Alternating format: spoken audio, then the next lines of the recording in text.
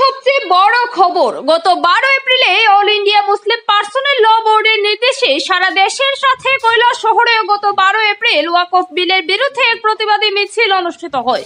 কিন্তু এই মিছিলে পুলিশ এবং আন্দোলনকারীর মধ্যে কিছু সংঘর্ষ হয়।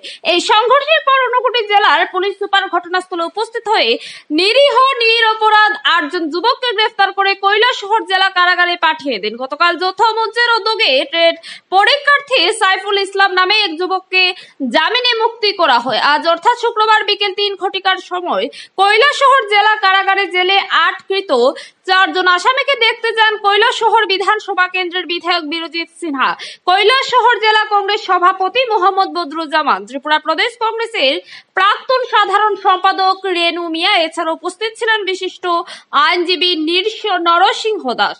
এছাড়া উপস্থিত ছিলেন বিশিষ্ট কংগ্রেস নেতা লেচু মিয়া। আটককৃত 4 জন আসামিকে মিষ্টি এবং কিছু ফলমূল দিয়ে তাদেরকে সান্ত্বনা প্রদান করেন বিধানসভা কেন্দ্রের বিধায়ক বিরজিৎ সিনহা এবং জেলা কংগ্রেস সভাপতি মোহাম্মদ বদরুজ্জামান। বিধায়ক বলেন, আগামী 23 তারিখের মধ্যে তাদের জামিনে মুক্তি করার সব ধরনের চেষ্টা চালানো হচ্ছে। ব্যুরো রিপোর্ট, সবুজ শক্তি। মুসলিম পার্সোনাল ল তাকে সারা ভারতবর্ষে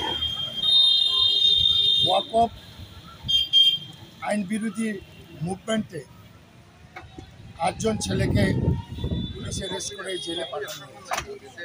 গতকাল বিনা দোষে একজনকে কালকে বেল দেওয়া হয়েছে, 7 জন রয়েছে এবং আগামী ডেটে আমরা চেষ্টা করবো তাদের বের করার জন্য।